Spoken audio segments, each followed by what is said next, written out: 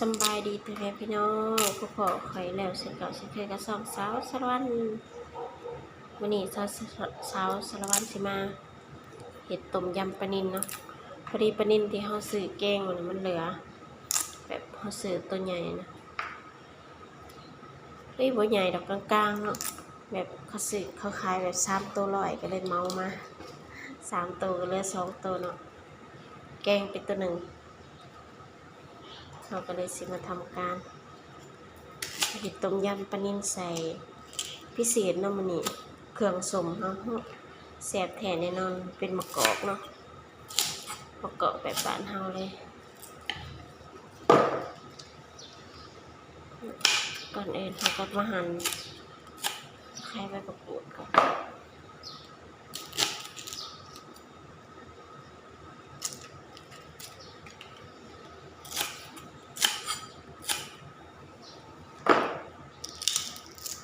ใส่เครื่องนิดๆใส่หอม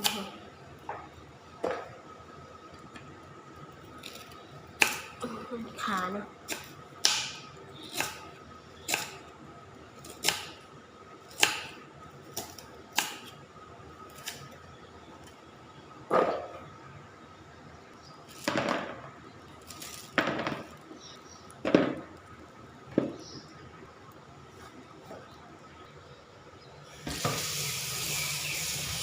เราจะมาล้าง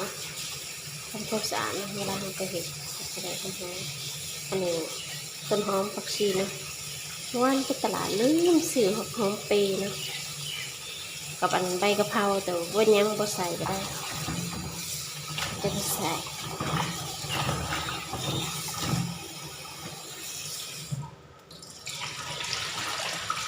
น่าได้ไปปอกหอมแดงใส่หอมแดงหลายๆเลยนี่ครับปอกหอมกระเทียมอะไรเนาะเป็นหอมล้างมะกอกสะอาดต้มยำแซ่บแท้แน่นอนนะมะกอกก็ได้หลายแซมดูดเจ็ดนะคะเอาแบ่งมาให้เต็มถุงโลจะเป็นต้มยำหอมเด้เคยกินอยู่นะต้มยำใส่มะกอกหอมยันบดเปรี้ยวไปเลยน้ำมะนาวแล้วหอมเรียบร้อยแล้วส่วนอันนี้ว่าพริกที่เราตำใส่ตอนนั้นมันสุกแล้วพริกแดงจินดา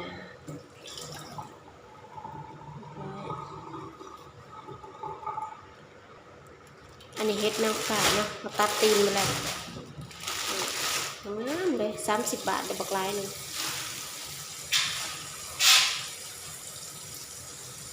เฮ็ดนางฟ้างามเลยได้ไปบวก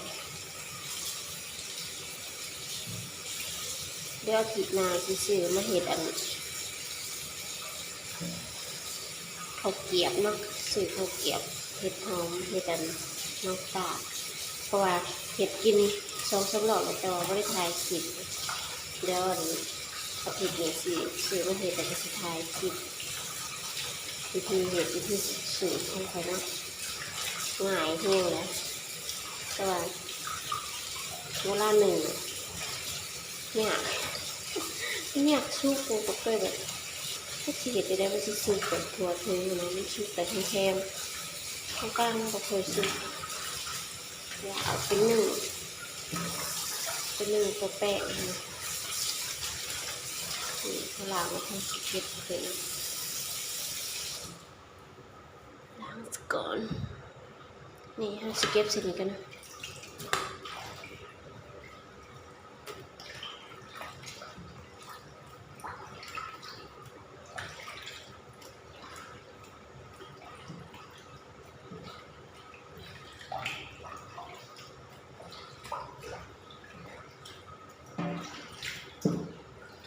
ใส่เห็ดเลยแซ่บแค่มีเห็ดเนาะเกินเห็ดยังก็เห็ด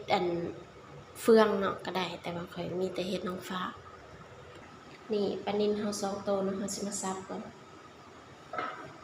ซับ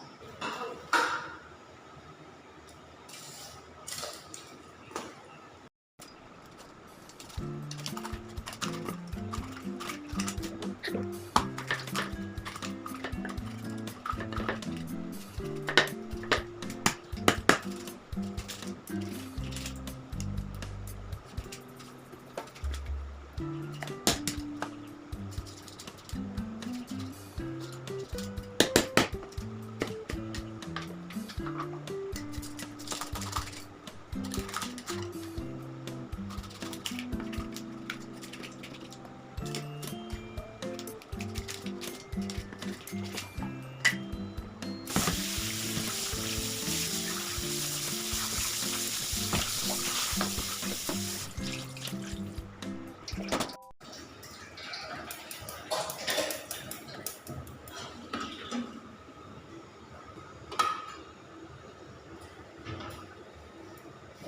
อนน้ำมันสิพดเราใส่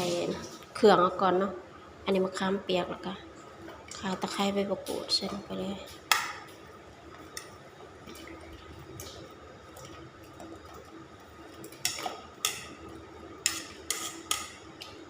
ส่วนบักพริกเขาใส่ตอนนั้นมันชุกแล้วก็ได้ไปตำหยาบๆมาระหว่างนี้เขาก็สิปรุงเนาะใส่เกลือไปก่อนหน่อยหนึ่งเนาะนี่พอเขาสิใส่เป็นน้ำปลาเห็ดต้มยำต้องใส่น้ำปลาแล้วก็ใส่ชูรสลงไป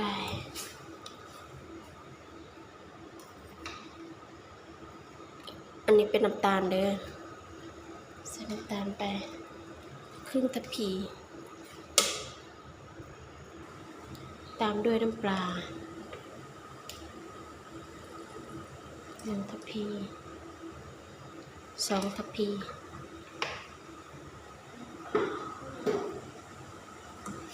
หม้อเขาก็เริ่มเดือดแล้วเราจะเอามะกอกกับเอามะกอกลงเนาะปาดเอาเนื้อมัน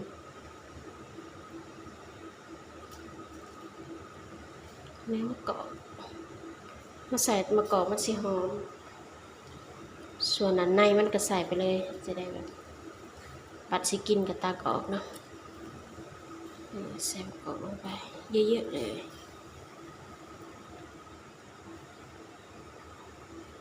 ค่อยใส่ประมาณนั้น8 ลูกนี่เลย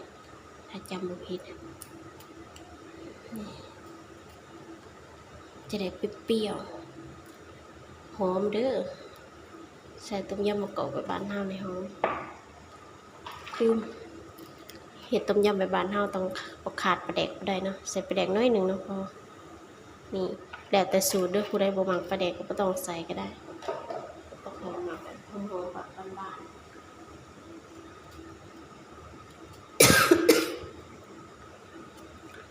รอมันผดแล้วก็สิเอาเห็ดกับปลาลงพร้อมกันเนาะนี่ใส่มะกอกทะเลนี่ต้มยำเฮาผดแล้วเนาะเอาเห็ดลงแล้วก็เอาปลาลงใส่เห็ดลงไปเฮาสิใส่น้ำบ่หลายปานใดเนาะเพราะว่าใส่เห็ดนี่น้ำออกมาจากเห็ด นี่ใส่ลงไปเลยเยอะๆเห็ดของเราน้ำต้มยำมันหอมมันมะกอกหอมแบบหอมสุดๆเลยนี่ใส่เห็ดแล้วเราจะเอาปลาลงเนาะนี่คือปลาของเราส่วนหัวมันลงก่อน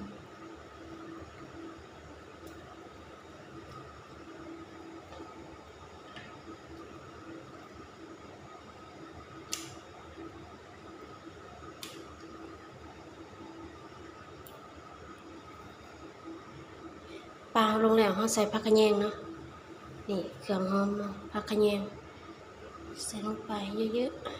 ๆหอมดีนะเราบ่มีใบกะเพราก็ใส่ผักกระแยงอันนี้เป็นพริกแดงกินด่างเราไป